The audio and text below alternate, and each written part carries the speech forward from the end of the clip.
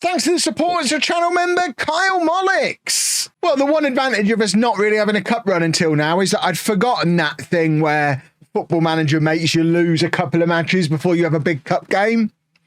So we've started losing matches, and that's nice. Welcome to part 33 of Wembley to Wembley. I'm Kevin. Coming up on today's episode, we've got our big FA Cup fourth qualifying round game at home against Barnet. Win that and we're in the first round proper of the FA Cup, which would be absolutely delightful. Since you were last with me, as mentioned in the intro, we've started losing football matches, only a couple of them, but it did get us knocked out of the FA Trophy, and also a really surprising 3-0 home defeat against 19th place Harrow in the league after being unbeaten all season. It just screamed, you're playing Barnet in a couple of days, so I'm trying not to read too much into it. We are still level on points with Carshalton at the top of the league. I would have bitten your arm off for this situation at the start of the season, so I'm not going to get too worried about it.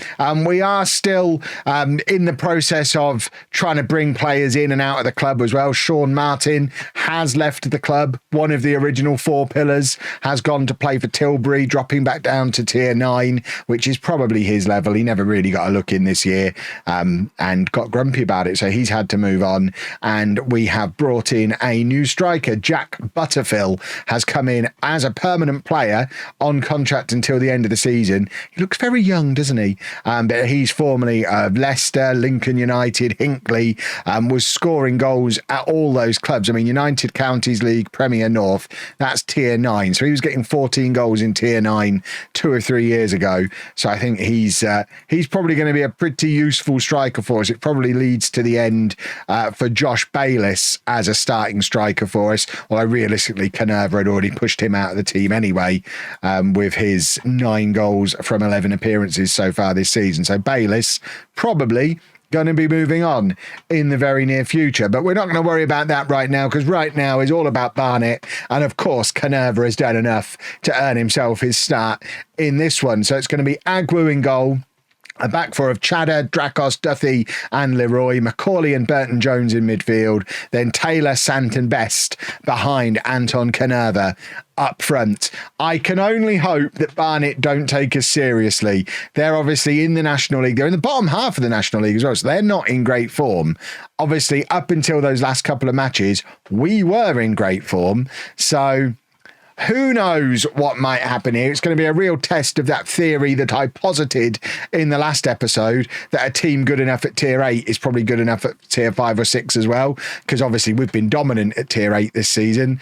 Barnet are struggling in tier 5, so let's see just how close to their players our players are quality-wise. I suspect quite far away, and club reputation, I imagine, is going to cause us problems here as well, because the game is likely to have just decided that obviously we should lose against Barnet. So if we end up giving away a penalty, just beat me in the match. I'll say it now, just beat me in the match engine. If we've got to lose, let's lose properly. But obviously we dream of winning and that first round proper, and we've hit the post early on. Chadder burst past his man, plays it across goal. Sant is there for the follow-up as well, but can't get onto the end of it. But that was our first big chance of the game. I say a big chance, it got us 0.07 of XG, but it's a big chance to me. And we've got 1,707 people have turned up here at Vale Farm. It looks like a lot of them are Barnet fans. There's a lot of orange shirts around the place, but I'd like to think we've got more Wembley fans in here than usual as well. And Best does like to show off for the cameras,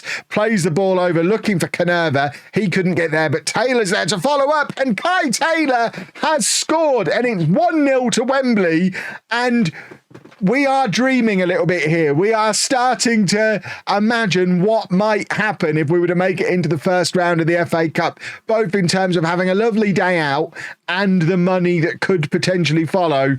If we could get into the first round and get the right draw, we could be away from home against a team that could get 20, 30,000 people into their stadium, which would be absolutely insane and set us up for like 2 or 3 seasons, solving all of our financial problems. I might be getting a little bit ahead of myself 20 minutes into the match, but we have to dream, and we've given the ball away. We've given them a big chance here, and we have benefited from the fact they're in poor form because they had a huge opportunity and have just scuffed it completely, and it goes wide. That looked like a big chance, and hopefully a wake-up call for us. If Sant can stick that in that massive gap on this side of the goal. Oh, he's hit the crossbar. Oh, my word. This game could and probably should be 2-1 after the chances that we've seen so far for both teams. As it is, we're still winning. Taylor plays it across to Best, and Tom Best has scored our second. It's an 8th goal of the season for him. Almost all of them have been in front of you lot. This is an absolutely absurd run that he's on, where he scores every time you see him play, and in the in-betweeny matches, he never scores. It's absolutely baffling. But Best scores again. He loves the FA Cup. And it's 2-0 to Wembley. And this was not part of the script for today, especially after that, frankly, awful performance in our last league game where we lost 3-0 at home and looked like we'd just given up. We were awful, but it was just Football Manager doing Football Manager things, and it was the Football Manager way of demonstrating that the players were nervy and more focused on this game than the game they were actually playing. And we've come into this game properly focused on it, and this is not what I was anticipating from this first half, but this is going really rather well. Just keep going, boys. I would like to show a league game at some point in this series, but for as long as we're in the FA Cup, we're going to keep tracking this FA Cup run. The series is called Wembley to Wembley after all. Imagine. I mean, this year, we're not going to win the FA Cup. That's my expectation. I will manage some expectations now. We probably won't win the FA Cup this season, but you only have to get to the semi-final to go from Wembley to Wembley. So, you know, how many more rounds until we get there? Oh, it's absurd, but beating Barnet is absurd, but they've just not turned up. We're controlling possession. They've not had a shot on target yet.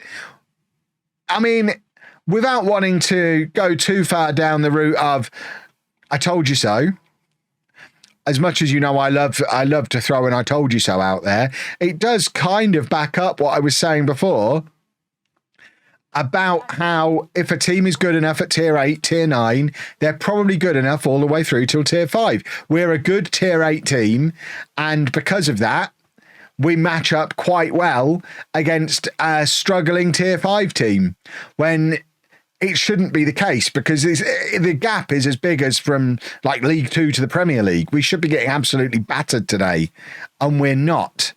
And I love it. Right.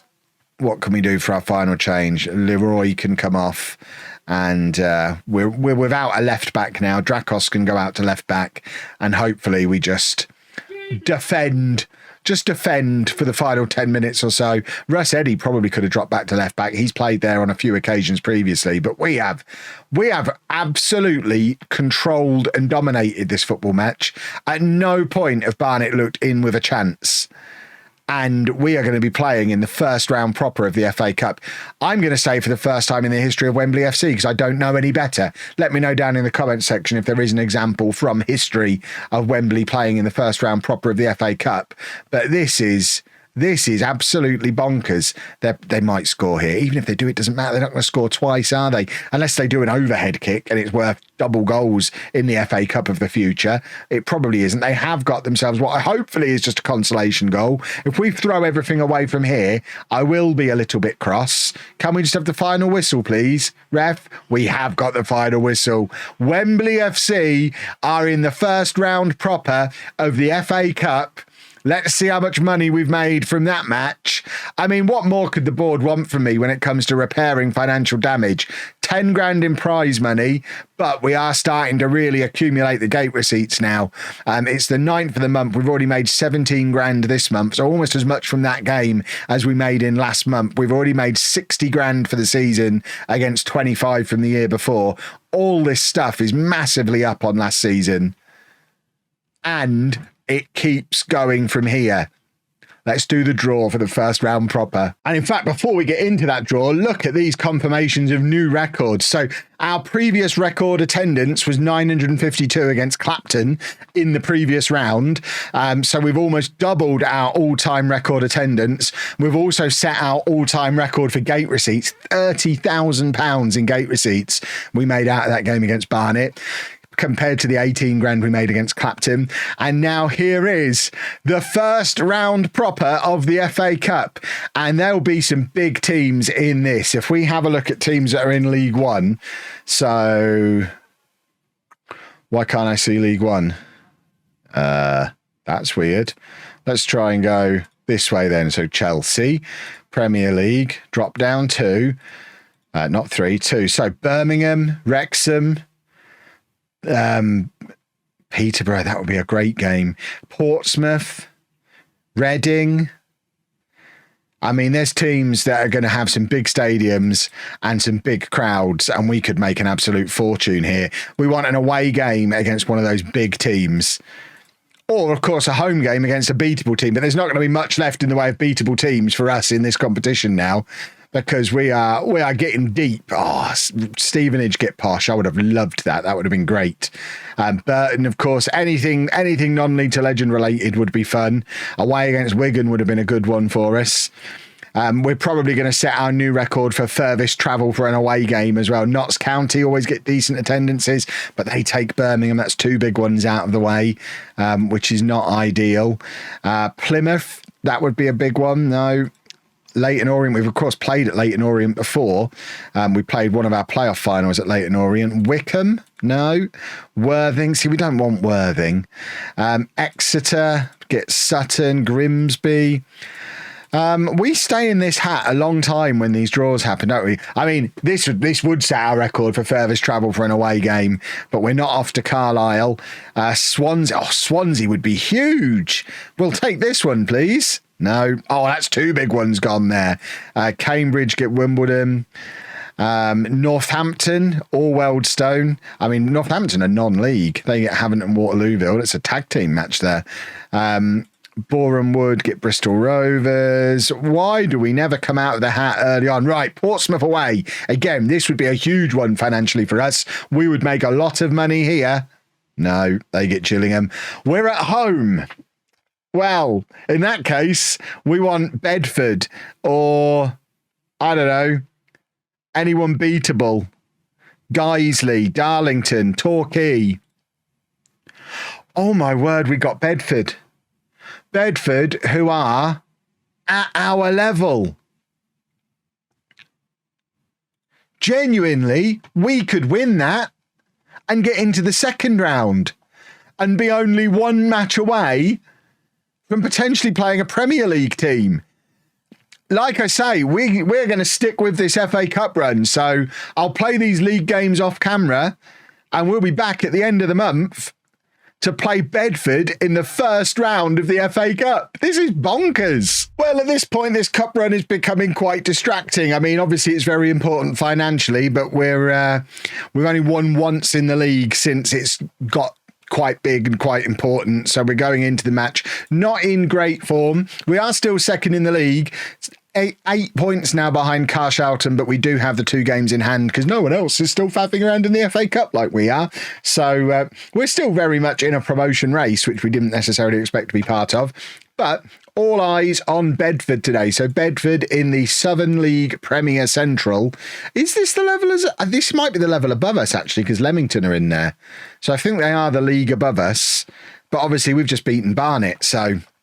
We're going all the way to the third round. Nobody can stop us. This is the team. Clayton in goal. A back four of Chadder, Dracos, Duthie and Leroy. Macaulay and Burton Jones in midfield. Taylor, Sant and Best behind Canerva up front. Let's get the team in there. And I mean... Can you imagine Wembley FC in the third round of the FA Cup would be bonkers. We are 1 match away. And interestingly, a much... Oh, I thought... Hang on. In my head, I thought we'd already won the first round, but Barnet was the 4th qualifying round, wasn't it? So we're 1 match away from the second round. I made a silly goose of myself there. Also, less than 500 people have turned up, which is a little bit alarming considering how many people we've had for previous rounds. I guess Bedford, much less interesting. But AD Burton-Jones, he's still interested. It's 1-0 to Wembley, and maybe we will get to go into the second round after all. How have I got the round wrong? I'm just not used to being this deep in the competition. That's the main thing here. But we're 1-0 up. Oh, my word. This is a cup run right here. At what point do our players start getting noticed by teams at higher levels? This is how players make the names for themselves and get their big moves, by being involved in a team on a cup run like this who are getting on the telly. I mean, surely this match is on the telly, isn't it? Wembley versus Bedford in the first round of the FA Cup. How do you not put that on the telly? That's probably why there's only 493 people here. I hope we got some money from being on the telly. Goodness me. We're not. I mean, I've checked. We're not on the telly in game, but we blooming should be. 71% possession as well. We are doing our thing. We are controlling possession. We are keeping hold of the ball, and Bedford are struggling to get any kind of foothold on the game at the moment. So this would be the ideal time for us to go and grab a second goal, because you got to score while you're in control of the match, because you don't control the entire 90 minutes. So they are going to get back into the game at some point. So if we could grab another goal here, that'd be super duper. It's Macaulay in midfield, looking at options around him, gives it to Leroy. We know he's got a good cross on him. He plays it into Best. Best skips past his man and he's won a penalty. Best is best, and he's won us a penalty, and the chance to go 2-0 up. It's going to be Jamie Sant to take. And can he put us 2-0 up in the FA Cup? Of course he can. What a return signing Jamie Sant has been. 11 goals already for him this season. He just fits into how we play football. We need to try and sign that boy permanently at some point, because this is his second spell where he's been absolutely brilliant. He's still not even 21 years old. He's got permanent Wembley player in his future if I have my way. But 2-0 up at half time is bonkers. We are this close to the second round of the FA Cup, and another roll of the dice, another chance for one of those big away games that we missed out on in the draw for this round. So, I mean, we said we wanted the big away game or a winnable home game. I didn't think there was such a thing as a winnable home game that existed, but I imagine we're probably the two lowest ranked teams left in the entire competition. So I guess it couldn't have got any better. I don't know when the prize money really starts to ramp up. We'll see when we get into the inbox after this match. But if we can grab a third goal now, we are pretty much there and into the second round of the FA Cup. If we win the FA Cup this year, we'll just call that series over, because it doesn't get any better than that. If we win the FA Cup from Tier 8, I might be getting a little ahead of myself, but we're on a roll and we are playing good football, and I feel unstoppable. And they're going to score against me and we're going to lose the match. Oh no, we're not. Duffy, the other man who's back for his second spell at the club and is just fitted straight back in. We should sign him permanently as well. Best bursts into the area. He's looking for his usual on-camera goal. Leroy has won a penalty, I think. He has. I mean, that might have been outside the area, but no VAR here. We have the penalty. It's going to be Sant with another opportunity to score. And can he do it again? Of course he can, because he's Jamie Sant, and that's what he does. 12 goals for the season now for him. 3-0 up for us on the day. And we're not even limping into the second round. We are entering the second round of the FA Cup in style. This series could go on for another 20 years and we will never have another cup run this good, because the context of this one just makes it spectacular. Tier 8 Wembley heading for the second round of the FA Cup is... Oh, it's a lovely story. We just need the financial reward from it now. If we can end this cup run with £500,000 in the bank, we'll all be... We could pay back the loan that we took out. I mean, wouldn't that be a thing if we could pay back the loan? I perhaps should stop thinking in terms of spending the money, because Bedford do have a goal back here. We don't want to see the replay. We want to pretend it didn't happen. But if they get back into the game now, after I've already spent the money in my head, that'll make me quite upset. Right, Sant is tired, but we don't really have anyone who can play in his spot. So he's just going to have to stay on. We could go 2 up top, but that seems like an insane thing to do in the circumstances. We'll bring Bayliss on for Canerva, and we will do not much else. I mean, we have played Butterfield on the left in the league, so we could potentially bring Butterfield on and put him on the left. And we're using our bench. Got to use the bench. Got to keep everybody fresh. 3 substitutions done. We've got 2 more still to do. It's fine. Keep everybody nice and fresh, and just keep calm, everybody. We are moments away from another very exciting FA Cup draw.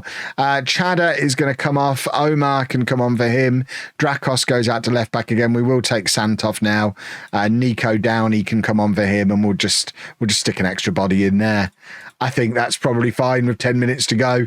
It's going to leave us a little bit not very attacking, but we're trying to keep hold of possession. Let's just crowd the midfield, and we don't need to create any more chances. We just need to not let Bedford have the ball. 71% possession today is lovely old stuff. It's another one, just like against Barnet, where unbelievably, it's actually been comfortable. And we need to get promoted this year. We should be playing teams of this kind of level on a regular basis. We could do it. And Best is in for his traditional goal. In fact, he squares it to Bayliss, and Bayliss absolutely fluffs his lines. Best doesn't get his assist, so that's broken his run of always being outstanding on camera. But we are into the draw for the second round of the FA Cup, and of course, I'll show you the draw before we say goodbye for the episode. Can I point out as well, £41,000 in prize money we've made on that one. So we keep looking at the money, but goodness me, the money. Oof. Now give us the draw. Let's get Portsmouth away. Portsmouth away now would be very handy. So here we go, into the draw. We want one of those. See, Posh would have been great. We'd have loved that. Forest Green, anyone in League One, really. I mean, either of them would have been great. We know who we want. We're not going to dwell too much on this. Portsmouth, that would have been super duper. I don't think there's any more winnable home games that we could potentially have. Bradford would have been a good one. They always get good attendances. Once again, we're just going to stay in the hat forever because Football Manager likes to load up the tension on us and keep us in for as long as possible. Southend, right, we're at home again, and it's going to be Bristol Rovers, Swindon or Carlisle. So whichever one of the 3 it is, it's a big game but not a massive game. It's going to be Bristol Rovers, a team I have managed multiple times in Non-League to Legend, and obviously that's going to be the next episode. I don't know what their home attendances are like, if we can hold them to a draw. You know what? 10,000, they're going to bring a few fans. We're going to make some money here. When do we play that? It's not actually showing yet. Let's hit continue. A couple more. Oh, there you go. It's on there now. So we will be back for Bristol Rovers at the end of November to hopefully make our big pile of cash. What's the capacity of Vale Farm? Because surely we're filling it. 2,000. I think we're about to get our all-time record attendance. And if we can hold them to a draw and get back to their place, all the better. If you've enjoyed that, please make sure you leave a nice big thumbs up on there for me. Subscribe to the channel for daily Football Manager videos. And thank you very much for watching.